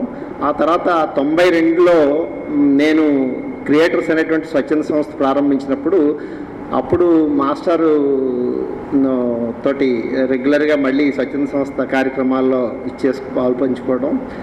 ఆయనకు గుర్తుందో లేదో 1992లో వెలుగుబంద్ అనే గ్రామానికి పతంజలి శాస్త్రి గారిని నేను తీసుకువెళ్ళి అక్కడ గ్రామస్తులందరితోటి ఒక మీటింగ్ ఏర్పాటు చేశాను. గుర్తుందో లేదో మాస్టర్ శాస్త్రి గారిని. ఆయన ఆ రోజుల్లో గ్రామస్తులందరికీ చెప్పినటువంటి విషయం ఏంటంటే, గ్రామం సౌభాగ్యంగా ఉండాలి అంటే గ్రామంలో ఉండేటువంటి చెరువులు ఆరోగ్యంగా ఉండాలి. చెరువుల్లో పూడిక తీతను తీయాలి. పూడిక తీతను తీసివేసినట్లయితేనే చెరువు ఆరోగ్యంగా ఉంటుంది, పర్యావరణం ఆరోగ్యంగా ఉంటుంది. తద్వారా గ్రామ సౌభాగ్యం ఏర్పడుతుంది తప్పించి గ్రామం అభివృద్ధి చెందుతుంది తప్పించి చెరువులను కనుక మీరు అశ్రద్ధ చేసినట్లయితే మీ వినాశనాన్ని మీరు కోరుకున్నట్టనే అని 1992 డిసెంబర్ నెలలో వెలుగుబంద్ అనే రాజానగరం మండలం వెలుగుబంద్ గ్రామంలో మీటింగ్ పెట్టి క్రియేటర్స్ తరపున పతంజలి శాస్త్రి గారిని తీసుకెళ్ళినప్పుడు చెప్పినటువంటి విషయాలు. ఆ తర్వాత ఇంకొక 1-2 సందర్భాల్లో కూడా ఆయన ఉపయోగించుకున్నాము ఆయన సేవల్ని. ఆయన గుర్తుందో లేదో ఫొటోస్ కూడా నాకు చూసిన ఈ మధ్యకాలంలో చూసినటువంటి గుర్తుంది. ఇకపోతే ఆయన ఈ పర్యావరణం ఈ చెరువుల పూడిక తీసివేయాలి అనేటువంటి ఈ కార్యక్రమాన్ని ప్రజలు ఎంతవరకు పట్టించుకున్నారో, అంటే ఆయన నిరంతరం కలం పోరాటం చేసినటువంటి విషయం అనేకమైనటువంటి మనం ఆయన వ్యాసాల ద్వారా మేము చూసేవాళ్ళం. ప్రజలు ఎంత పట్టించుకున్నారో తెలియదు, ప్రభుత్వాలు ఎంతవరకు పట్టించుకున్నాయో తెలియదు. కానీ ప్రభుత్వాలు పాలకులు పట్టించుకోలేదు కాబట్టి వేళ హైదరాబాదు, ముంబై, చెన్నై నగరాలన్నిటితో పాటు మన రాజమహేంద్రవరం నగరంతో సహా అన్నీ కూడా చెరువులన్నీ ఏకమైపోయి సమావేశాలు ఏర్పాటు చేసుకునేటువంటి పరిస్థితి వచ్చింది. కాకపోతే ఈవేళ మీరు అందరూ గమనించారో లేదో, పతంజలి శాస్త్రి గారికి ఇక్కడ సన్మానం జరుగుతుంది అనేటువంటి విషయం తెలిసి పర్యావరణం పులకించి, పర్యావరణంలో భాగమైనటువంటి వాతావరణం ఎంత చక్కటి చల్లటి ఆహ్లాదకరమైనటువంటి పరిస్థితిని వేళ తీసుకొచ్చింది అనేటువంటిది. ఎందుకంటే నిన్న సాయంత్రం కూడా అందరూ ఓట్లు వేయడానికి వెళ్ళి అర్ధరాత్రి వరకు ఒక్కలో మధ్యాహ్నం మండుటెండలో మగ్గిపోయినటువంటి పరిస్థితులను చల్లటి వాతావరణాన్ని తీసుకొచ్చినటువంటి పరిస్థితి. ఈవేళ పర్యావరణాన్ని అశ్రద్ధ చేస్తున్నటువంటి పాలకులు మేము విస్మరించినా సరే పర్యావరణమే దీన్ని గుర్తించి మేము ఏ రకమైనటువంటి అవార్డులు ఇవ్వకపోయినా పర్యావరణమే ఒక అవార్డు ఇచ్చింది ఆయనకి ఈ రోజున ఇక్కడ సన్మానం జరుగుతున్నటువంటి సందర్భంగా అని చెప్పి తెలియజేసినటువంటి విషయం ఏదైతే ఉందో అది అందరం కూడా దాని మీద మనం కృషి చేయాల్సిన అవసరం ఉందని తెలియజేస్తూ ముగిస్తున్నాం. స్వచ్ఛంద సంస్థని నడుపుతూ నేషనల్ ఎయిడ్స్ కంట్రోల్ ఆర్గనైజేషన్ యొక్క HIV/AIDS కార్యక్రమాన్ని ఆయన సంస్థ ద్వారా టేకప్ చేశారు. దాని ద్వారా ఏంటంటే HIV/AIDS పేషెంట్స్ ఎవరైతే ఉన్నారో ఉమెన్ సెక్స్ వర్కర్స్ రాజమండ్రిలో అక్కడ వాళ్ళకి గవర్నమెంట్ హాస్పిటల్ తీసుకెళ్ళి ట్రీట్మెంట్ ఇప్పించడం ఈ రకమైన కార్యక్రమం. అయితే ఇందులో ప్రధానంగా వాళ్ళు ట్రీట్మెంట్ కన్నా ఎక్కువగా డేటా అని నిరంతరం ప్రెజర్ తీసుకొచ్చేవారు. ఎక్కడో చెట్టు కింద కూర్చుని డేటాని నింపేస్తే సరిపోతుందన్నమాట.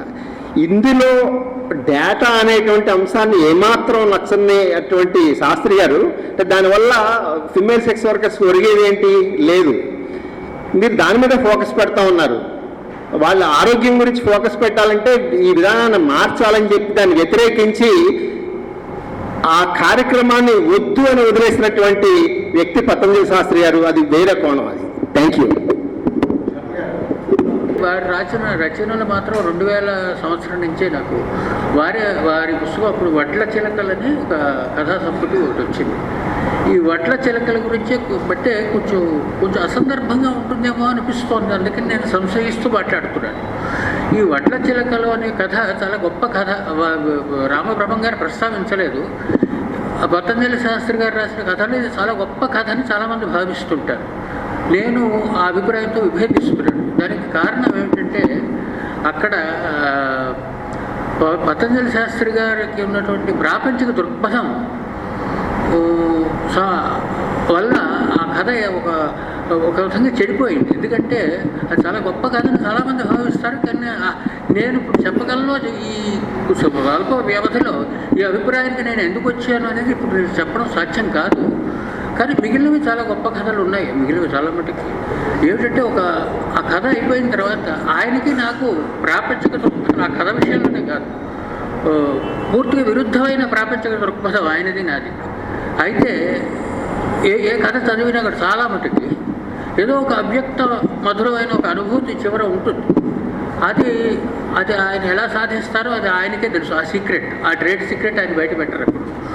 అయితే కొన్ని సంభాషణలు ఆయనకి నాకు జరిగాయి సాహిత్యానికి సంబంధించి. చాలాసార్లు ఆలోచించాయి, ఎందుకు ఇంత గొప్ప కథని మిగిలిన వాళ్ళందరూ అంటుంటారు, కానీ ఎందుకు ఇది కథ ఎందుకు ఫెయిల్ అయిపోయింది ఒక కథగా ఇది వడ్ల చిలకలు అనేది. మరి ఎందుకు నేనైతే చెప్పలేను. కొంత రామబ్రహ్మం గారు ఏమైనా చెప్పగలిగితే అంటే వారి అభిప్రాయం వేరేగా ఉండొచ్చు. దాని గురించి వారు ప్రస్తావించాల, ఒకసారి ప్రశంసిస్తే బాగుంటుంది. తర్వాత ఇంకోటి ఏంటంటే పతంజలి శాస్త్రి గారు రాసిన కథలు అన్నీ చాలా గొప్ప కథలు, ఏదో ఎక్సెప్ట్ దిస్ వన్. కానీ ఆయన వ్యక్తిత్వం ఆ కథల కంటే గొప్ప వ్యక్తిత్వం ఆయనకి. అదే అందరికీ. ఎందుకంటే మధ్యతరగతి అన్ని కథలు ప్రస్తావించలేము. మధ్యతరగతి మనస్తత్వం ఎలా ఉంటుందంటే వాడిలో ఉన్న ప్రతిభను గుర్తించదు. అలాగా ప్రతిభని గుర్తించక చాలా ప్రతిభావంతులు ఎల్ఐసీలుగా ఎలా ఉండిపోయారో దానికి కారణం ఏమిటనేది చాలా మంచి కథ అది. ఈ చల్లని వేళ మనం సమాచారం సుబ్రహ్మణ్యాన్ని తలుచుకోవాలి. మేమందరము కలుసుకోవటానికి అతడు ఒక కేంద్ర బిందువుగా ఉండేవాడు. మా అందరికీ సంబంధించిన చెలోక్తుల్లో కూడా అతను కనపడుతూ ఉండేవాడు. గుండె గోదావరి కాపీలు అమ్ముడుపోవటం లేదని ఆయన, కొత్త గోదావరి కాపీలు అమ్ముడుపోవట్లేదని నేను విలపిస్తున్న రోజున మాకు గొప్ప చెలోక్తి అతని స్ఫూర్తితో కలిగింది. అవి ఇప్పుడు చెప్పను కానీ అతన్ని కూడా తలుచుకోవాలి. పతంజలి శాస్త్రి గారికి సన్మానం.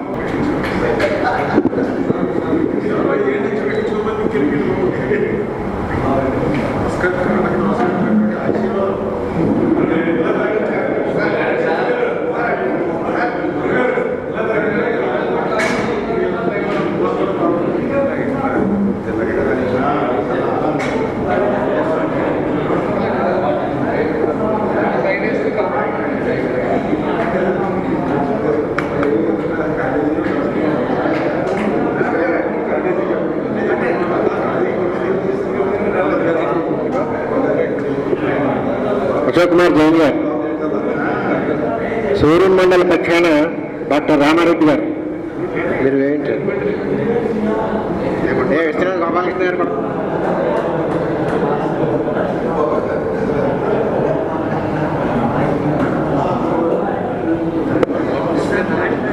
నడు తెప్పొచ్చింది.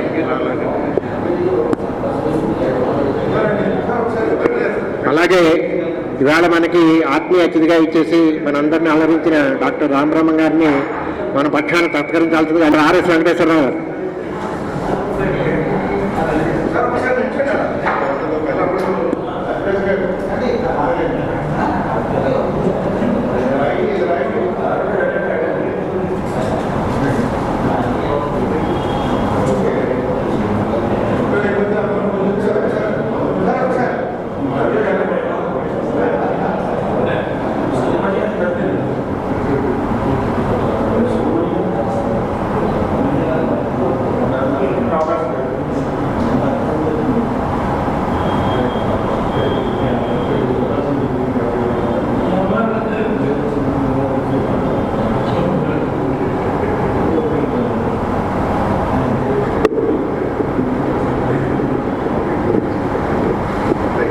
పతంజలి శాస్త్రి గారు మాట్లాడే ముందు బీఈడీ కాలేజీ మేధో సంపత్తి కలిగినటువంటి వాళ్ళు ప్రతి ఒక్కరు అందరికీ కూడా నా హృదయపూర్వక నమస్కారాలు తెలియజేసుకుంటున్నాను. చాలా సంతోషంగా ఉంది ఈ రోజున ఈ సభలో నేను కూడా ఒక పార్టిసిపేట్ చేయడానికి. ఎందుకంటే మన చాగంటి వారు నన్ను ఇన్వైట్ చేయడం జరిగింది. మన శాస్త్రి గారు వచ్చారు, నువ్వు కూడా రమ్మ అన్నారు. నిజంగా సార్ నరసింహారావు గారు చాలా థ్యాంక్స్ అండి ఈ కార్యక్రమానికి ఇన్వైట్ చేసినందుకు. ఎందుకంటే ఎంతో మంది దిగ్గజాలు లాంటి విజ్ఞానవంతులందరినీ ఒకసారి మీట్ అవ్వగలిగాను, చూడగలిగాను, వాళ్ళు చెప్తున్న మాటలు వినగలిగాను అంటేగా నాకు చాలా ఆనందంగా ఉంది. చాలా మంచి విషయాలు తెలిసినాయండి. రామబ్రహ్మం గారు నిజంగా ఆయన రాసిన కథలన్నీ చదివినట్టే మీరు చెప్పారు, చక్కగా చాలా చక్కగా చెప్పారు. అవన్నీ వింటుంటే నిజంగా నేనే చదువుతున్నాను అన్నంత ఫీలింగ్ వచ్చింది. కథలు సమాజాన్ని చైతన్యపరచడంలో ఎంతగానో మరి వాటి పాత్ర అనేది ఉంటుంది. మరి పూర్వంలోని మన సమాజాన్ని ముందుకు నడిపించినవి ఏవైనా ఉన్నాయంటే అవి కథలేని చెప్పుకోవాలి. విజ్ఞానవంతులను చేసిన, చైతన్యవంతులను చేసిన, మనలో చైతన్యాన్ని మేల్కొల్పే ఏవైనా ఉన్నాయంటే సాధనాలు ఆ రోజుల్లో కథలే. అటువంటి మరి మంచి కథలను రాస్తూ పర్యావరణాన్ని మనం అందరం కాపాడుకోవాల్సింది పర్యావరణం బాగుంటేనే అందరం బాగుంటాం. అటువంటి పర్యావరణం కోసం ఎంతగానో కృషి చేస్తూ దేవుడు తనకిచ్చిన శక్తి మేరకు కృషి చేసి కథలను రాసి చైతన్యపరిచి అవగాహనని ప్రకృతి పట్ల పర్యావరణం పట్ల అవగాహన పెంచి మరి అంత కృషి చేసినందుకు ఆయనకి మనం అందరం ఈరోజు సన్మానం చేసుకోవడం అనేది చాలా మంచి విషయం. ఆ చక్కటి కథలు రాసినందుకు. ఇంకా విమర్శలు అన్నది మనం విమర్శించవచ్చు, కానీ ఏ కథ రాసినా దానిలో ఉన్న మంచి కోణాన్ని మనం వెతుక్కుంటూ చదివితే ఖచ్చితంగా బాగుంటాయి. ఈ రోజున పిల్లలకి ఆ కథలు అనేది చదివేది విధానం తగ్గిపోయింది. ఎంతసేపు యూట్యూబ్లో మరి రీల్స్ చూడడం అలవాటు పడిపోయారు పిల్లలు. దానివల్ల పిల్లల్లో ఉన్నటువంటి మేధోశక్తి, ఊహాశక్తి అనేవి క్షీణించిపోతూ ఉన్నాయి. మరి మళ్ళీ తిరిగి ఆ మేధోశక్తి పెంచాలి, ఊహాశక్తిని పెంచాలి అంటే మరి మన శాస్త్రి గారు రాసినటువంటి చెలోక్తులతో కూడిన కథలు ఈరోజు సమాజాన్ని కూడా ఖచ్చితంగా ఆకర్షిస్తాయి. కాబట్టి అటువంటి పుస్తకాలకి అందుబాటులోకి తీసుకురావడానికి మన పెద్దలందరూ కృషి చేస్తారని, ఖచ్చితంగా పిల్లలకి మనం ప్రతి పాఠశాలలో కూడా పిల్లలకి ఇటువంటి కథలను చదివి అలవాటు చేద్దామని కోరుకుంటూ ఈ అవకాశం ఇచ్చినటువంటి పెద్దలందరికీ మరొకసారి ధన్యవాదాలు తెలియజేసుకుంటూ ముగిస్తున్నానండి. Thank you very much. చేసినప్పటి నుంచి అరుణ్ కుమార్ గారు, కృష్ణకుమార్ ఏదో మీకు సముచిత రీతిన ఏదో సత్కారం చేయాలని అనుకుంటున్నాం.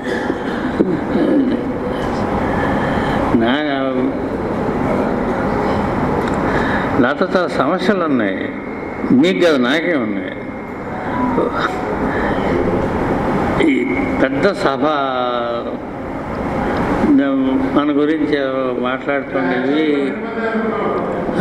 అప్పుడు అనుకున్నాం, ఇప్పుడు అంతే. దీస్ మామూలుగా చెప్పు, అది ఒక నాకు అలవాట్లేదు.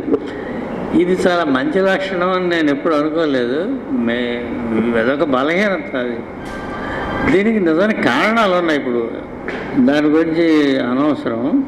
ఇంకోటి ఏంటంటే ఈ సమావేశాన్ని దరిదాపు సాహిత్య సభ కింద మారిపోయింది. చాలా అన్యాయం అది. ఈ క్షోభ ఎంతమంది పడుతున్నారో నాకు బాగా తెలుసు. ఏంటంటే నేను చెప్పాల్సింది ఏం లేదు.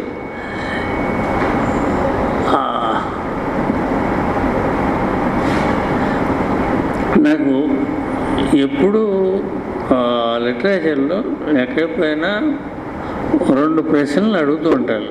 ఏంటంటే, ఒకటి, మీరు ఎన్నో ఏళ్ళ నుంచి ఏదో కథలు అవి రాస్తుంటారు కదా, మీ ఏజ్కి దానికి సరిపోయిన పుంఖాలుగా ఎందుకు రాయలేదు? మీరు ఇంతకంటే ఎక్కువ ఎందుకు రాయలేదు? ఇంకా చాలా రాసి ఉండేవాళ్ళు కదా. దానికి మీరు పర్యావరణంలో కాలు పెట్టి మీ టైంని ఎక్కువ దానికి కేటాయించడం వల్ల మీరు ఎక్కువ రాయలేదని మేము అనుకుంటున్నాం అని అంటారు. ఈ ప్రశ్న నేను చాలా ఒక 36 years నుంచి నేను ఫేస్ చేయాలి. ఎందుకంటే 36 years అయింది నేను ఇప్పుడు ఎన్వైరన్మెంటల్ వర్క్ మొదలుపెట్టి. సో ఇది నేను 2-3 చాలా పెద్ద గ్యాదరింగ్స్లో సమాధానం చెప్పాను. వాళ్ళకి అర్థం కాదు ఏంటంటే, మనకి ఎవడ ఎక్స్ రచయిత చాలా గొప్ప నిబద్ధత ఉన్నవాడు, ఆయన ఫలానా లెఫ్టిస్ట్ ఉద్యమంలో ఇలాగ జైలుకి వెళ్ళాడు, ఇంకో ఇది చేశాడని చెప్తారు. అంటే రచయితకి నిబద్ధత ఉంది, ఒక సామాజిక స్పృహ, బాధ్యత ఉంది అనడానికి కొలమానం ఏంటంటే, నువ్వు లెఫ్టిస్ట్ మూమెంట్స్లో ఉంటే నీకు సామాజిక బాధ్యతలు నువ్వు గుర్తించినట్టు, లేకపోతే లేవు అనే ఒక చాలా దురదృష్టకరమైనటువంటి ఒక విభజన రేఖ మనకి ఒక 50 ఏళ్ళ నుంచి వచ్చింది. నువ్వు అది అంటే దీని సంబంధించి చర్చ అప్రస్తుతం. ఇది ఎందుకు చెప్తున్నా అంటే, మిగతా భాషల్లో ఎస్పెషల్ బయట ప్రపంచాల్లో సైంటిస్టులు అయిన వాళ్ళు రచయితలు ఉన్నారు. నాకు చాలా ఇష్టమైనటువంటి వ్లాదిమిర్ నబోకోవ్, అతను వరల్డ్ చాలా గొప్ప రైటర్. అతను చాలా ప్రొఫౌండ్ ఇన్ఫ్లుయెన్స్ ఆన్ మీ. ఆయనకి గొప్ప హాబీ ఏంటంటే తూనీగలు పట్టుకోవడం, butterflies. Is an authority and butterflies actually. ఆయనకది దాని మీద కృషి చేశాడు, ఏదో రాశాడు. ఎవరు ఆయన్ని నువ్వు తూనీలు పట్టుకోకుండా ఉంటే ఇంకా గొప్ప పుస్తకాలు రాసేవాళ్ళని అనలే. అటువంటి వాళ్ళు చాలామంది ఉన్నారు. ఇక్కడ ఏంటంటే, ఈ మన తెలుగు సాహిత్యంలో ఉండే చాలా పెద్ద అసౌకర్యం అది. వాళ్ళకి ఏం చెప్పాయంటే, ఉన్న వాస్తవం అది. నేను రచయితని కాకుండా ఉన్నట్టయితే ఈ పర్యావరణ జోలికి వెళ్ళేవాడిని కాదు అసలు. నేను చరిత్ర విద్యార్థిని, పురావస్తు శాస్త్ర విద్యార్థిని నేను.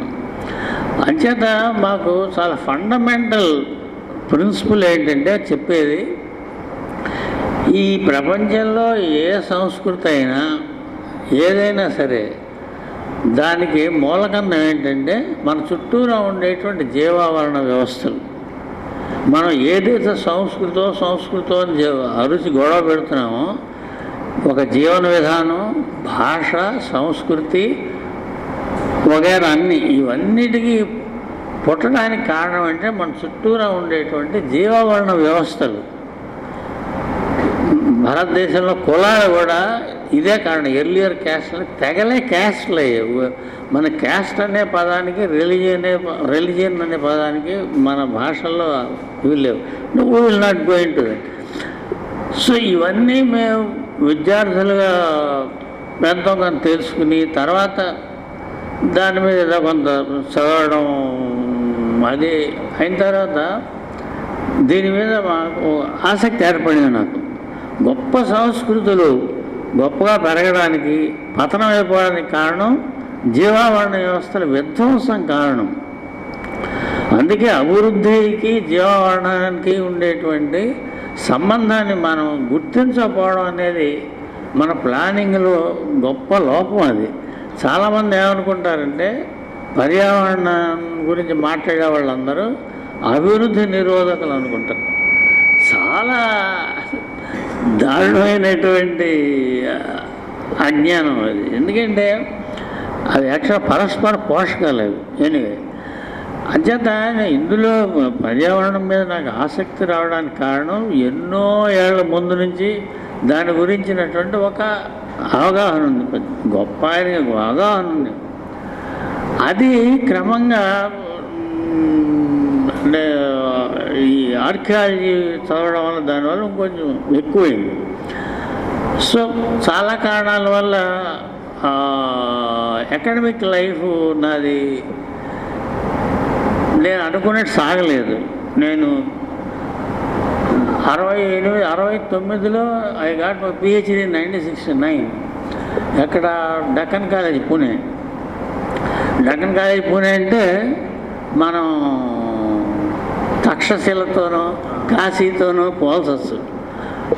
అటువంటి ప్రపంచంలోనే ఉండే గొప్ప పరిశోధనాలయం అది. ఆ బిల్డింగ్స్ అవి కూడా అలాగే మాకన్నీ చెక్క నేల, ఫ్లోర్ చెక్క, కాదు అన్నీ చెక్కే. అప్పుడు ప్రపంచంలో ఎన్ని గొప్ప విశ్వవిద్యాలయాలు ఉన్నాయో అన్ని విశ్వవిద్యాలయాల నుంచి విద్యార్థులు, ప్రొఫెసర్స్ వచ్చేవాళ్ళు. అంత ఇంటర్నేషనల్ కమ్యూనిటీ అక్కడ, అంతర్జాతీయంగా. నాకు మిత్రుడు లేని జాతి లేదని చెప్పచ్చు దరిదాపు. అంతమంది మిత్రులు నాకు ఉండే, అన్ని జాతుల ప్రపంచంలో ఉండేవాళ్ళు, అంతా కలిసి ఉండేవాళ్ళు. It was a great education. As a person that was a very civilizing మిల్యూర్.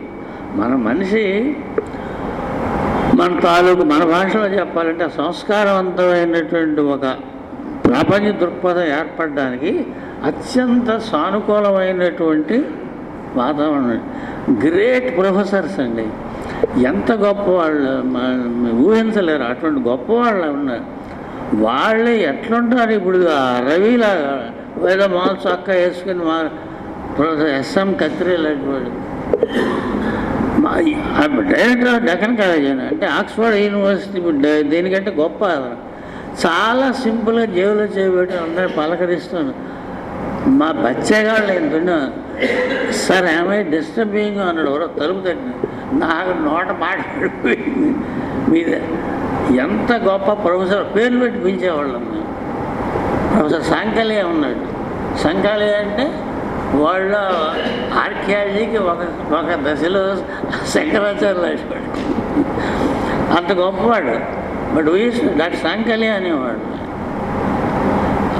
అటువంటి సాన్నిహిత్యం ఉండేటువంటి ఏమండి హెచ్డి సాంకల్యం, హస్ముఖ్ ధీరజ్లాల్ సాంకల్యం. రామాయణం మీద అప్పుడు లంక ఐడెంటిఫై చేయడానికి ఒక 10 ఏళ్ళు వర్క్ చేశాడు. ఆయన ప్రతి 20 డేస్కి 30 డేస్కు ఇలాగే కూర్చోవడం నుంచోవడం చేశాడు. ఆయన అక్కడ నుంచునేవాడు. నుంచి అందరికి ఛాయలు తాగుతూ ఉంటే అది ఎక్స్ప్లెయిన్ చేశాడు. ఆయన మాట్లాడుతుంటే అండి ప్రాబ్లం ఏమండి. ఆయన మధ్యలో ఆపేయండి. డాక్టర్ సంకల్య మన వాళ్ళైతే ఏమవుతుంది, మన ప్రొఫెసర్లు కానీ మన వీసీలు కానీ సార్ అన్నా సరే నువ్వు భస్మం అయిపోతావు అన్నాడు. వాళ్ళ ఆగ్రహ కాలాల్లో ఒక విద్యార్థులతో ఎలా మాట్లాడాలి, ఎలా ఉండాలి. ఈ సౌత్ ఇండియాలో ఇదొక ఊసర క్షేత్రం. ఆంధ్రదేశం అంటే కళా సంస్కృతులకి ఒక ఊసర క్షేత్రం. కేవలం ఏంటవి అవి పెరుగుతాయి. ఊసరాలు అంటే ఏంటి? అదే ఉడతా తొడలు. అంచేత అటువంటి ఇదంతా ఏదో వచ్చిన తర్వాత ఈ ఎన్వైరన్మెంట్లో పడ్డాం. అంటే ఏదో నాకు చేతైనంత ఎన్వైరన్మెంట్ నాకు చాలా ఇష్టమైంది ఏంటంటే వెట్లాండ్స్ని కాపాడాలని ఒక ఇది. చాలా పెద్దవాళ్ళని మీట్ అయింది. I met Chandi Prasad Bhatt, Chipko movement అంటారు కదా ఆయన్ని. ఆమె ఎవరు, ఆవిడెవరు, మేనకా గాంధీ, ఇంకేమండి సుందర్లాల్ బోర్డా కంటే పెద్దవాడు ఆయన. చాలామంది దేశ విదేశాలకు చెందిన చాలామంది. సో నేను పాయింట్ ఏంటంటే రచయితకు ఉండేటువంటి సమాజం పట్ల ఉండే గొప్ప అసంతృప్తి, ఒక ధర్మాగ్రహం ఉంటుంది రైటర్. ఇది దీనివల్ల ఇందులో చేసి నాకు చేతైంది ఏదో చేయండి. ఇఫ్ ఐఎమ్ నాట్ రైట్, ఇది జరిగి ఉండేది కదా. That is how came in to environment. సాహిత్యం కూడా అంటారా, అంతూ పొంతు లేదు. నేను రైటర్ అవడం అనేది పెద్ద ఆశ్చర్యం, అవ్వకపోతే ఆశ్చర్యం. ఎందుకంటే మాకు మా రెండు వైపులా, తల్లి వైపు తండ్రి వైపు కూడా చాలా పెద్ద లిటరరీ ట్రెడిషన్ ఉంది. 500-600 సంవత్సరాల హిస్టరీ ఉంది. సో ఎస్పెషల్ మా ఫాదర్ వైపు మా మూల పురుషుడు ఆయన నారాయణ తీర్థులు వారు కృష్ణలో తరంగిన రాశాడే ఆ పెద్ద ఆయన. కానీ నేను ఒక మాట చెప్తాను, మీరు నమ్మండి నమ్మకపోండి. మా గ్రాండ్ ఫాదరు తల్లావలసిన శివశంకర శాస్త్రి గారు, ఆయన 84 ఏళ్ళు వరకు జీవించాడు. నేను హెల్దీగా ఉన్నాడు. ఆయన మొత్తం లైఫ్ ఆయనకి ఎప్పుడు మాకు మాడుతుంది కదా. మాకు చాలా డెమోక్రటిక్గా ఉండేది మా ఇంట్లో, వెరీ డెమోక్రటిక్. మా ఫాదర్ నాకు సంస్కృత్ లెక్చరర్. ఆయన ఇండాలజీలో ఎంఏ, సంస్కృతంలో ఎంఏ. అదేంటిది బెనారస్ ఇండియన్ యూనివర్సిటీ. చాలా ఫ్రెండ్లీ ఆయన. నేనేదో ఆర్ట్ స్కూల్లో ఎప్పుడో జాయిన్ అవుతాను, ప్రీ యూనివర్సిటీ. ఒకసారి లెటర్ రాశాను ఒక చోట నుంచి, ఎక్కడి నుంచో రాస్తే ఆయన బాగానే ఉంది కానీ ఫుడ్ ఉండదు, ముందు వేరే చదువుకుంటూ అది చేయరా అని చెప్తా వస్తే నాన్న స్నేహితుడు సంతకం పెట్టాడు.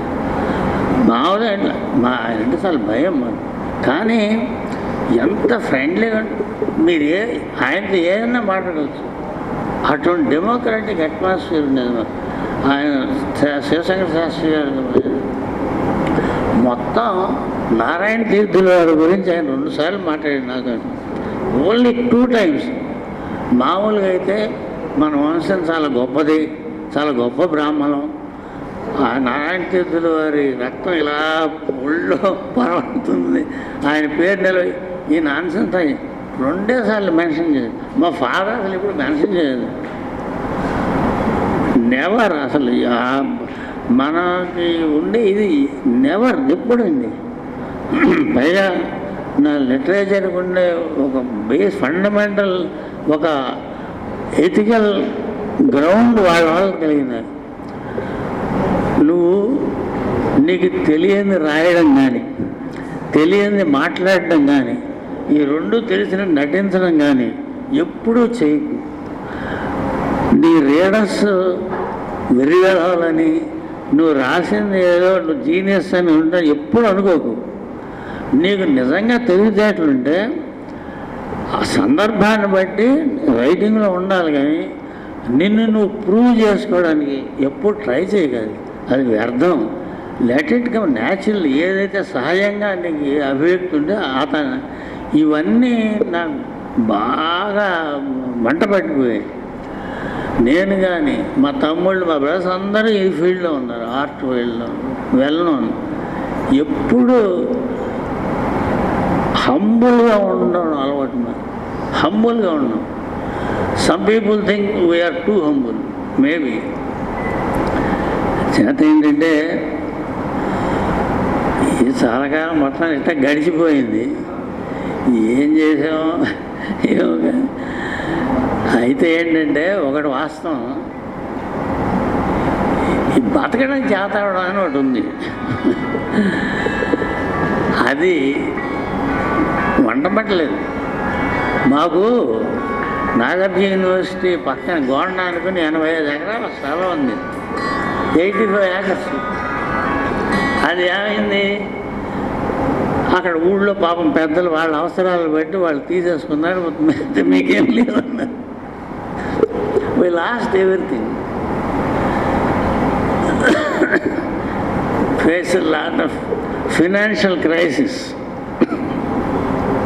చాలా క్రైసిస్ ఫేస్ చేసి చాలా ఇబ్బందులు పడ్డాం. అయినా బుద్ధి రాలేదు. అది ఈ లైఫ్కి సంబంధించిన ఓ ప్రత్యేకమైన ప్రాపంచిక దృక్పథం అనే వ్యాధి ఉండడం వల్ల అయ్యుండొచ్చు బహుశా. So I'm 80 now. నాకు ఇప్పుడు if I'm still alive, if I'm still healthy, నా ఆరోగ్యం మంచిది బాగా. రాయడం ఒకటే కారణం. రైటింగ్ గివ్స్ మీ, నాకు ఏదైనా రాసే ముందు వైరస్ వచ్చి చదివారం వస్తుంది, అట్లా ఉంటుంది. ఫీల్ వెరీగా అది రాసిన తర్వాత కానీ ఐ ఫీల్ అప్పటి రిలీఫ్ అండి. ఎప్పుడు నిరంతరం 25 hours నాకు మైండ్లో రెండే ఉంటాయి, ఏదో లిటరేచర్ ఆర్ ఎన్వైరన్మెంట్. చాలా అసహ్యంగా అనిపించవచ్చు, బట్ ఇట్స్ ఎ ఫ్యాక్ట్. ఈ లైఫ్లో నేను సాహిత్యం వల్ల, సాహిత్యం తప్పితే నాకు వేరే విధంగా ఈ ప్రపంచాన్ని ఇప్పుడు చూడలేదు. Which gave me enormous strength, energy to face life. ఈ లైఫ్ నేను ఫేస్ చేసిన క్రైసిస్ అన్నీ బయట పడి ఇంకా సేన్గా ఉన్నానంటే కేవలం సాహిత్యమే కారణం. దీనికి అంతూ పొందు లేదు. నేను I'm very grateful to you Arun Kumar, thank you very much. నేను కోరినట్టుగా చాలా ఇంటిమేట్ గ్యాదరింగ్ ఏర్పాటు చేశారు మీరు. I enjoyed it thoroughly and also I thank మిత్రులందరూ నా గురించి very kind words about my, overwhelmingly happy. Thank you very much. ఉదయిస్తున్న సూర్యునితో ప్రభవిస్తున్న వార్తా ప్రపంచం ఈస్ట్ న్యూస్.